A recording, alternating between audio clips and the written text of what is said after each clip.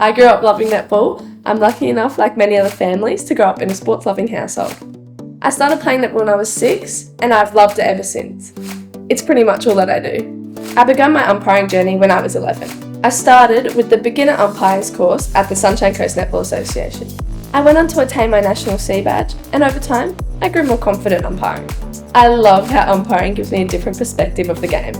Umpiring has allowed me to become a better player too. I was really enjoying umpiring. I definitely saw myself sticking at it. But then, I had my first experience of disrespect as an umpire. I was 13 when I was umpiring one of my first senior games. There was one coach who was indirectly making comments about the decisions I was making. And when I was in front of her team box, she was also commenting about the calls my co-umpire was making too. I was becoming really anxious, and I made a decision which didn't go in favour of the coach's team. She threw a clipboard down on the ground, and she started yelling and questioning my call and was saying all these things, and I froze at that time. I didn't know what I was doing.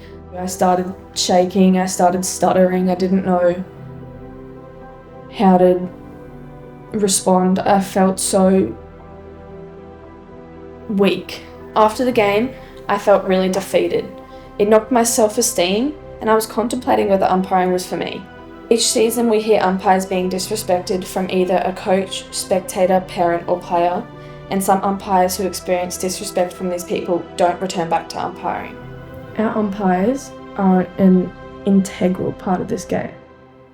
So why are we allowing this to happen? I think umpire abuse is a learnt behaviour, and I think it's important to call that behaviour out. For coaches, parents and supporters, as role models of young children, it's an opportunity to teach them how to treat people better, and that this kind of language or behaviour towards umpires or any person is not okay.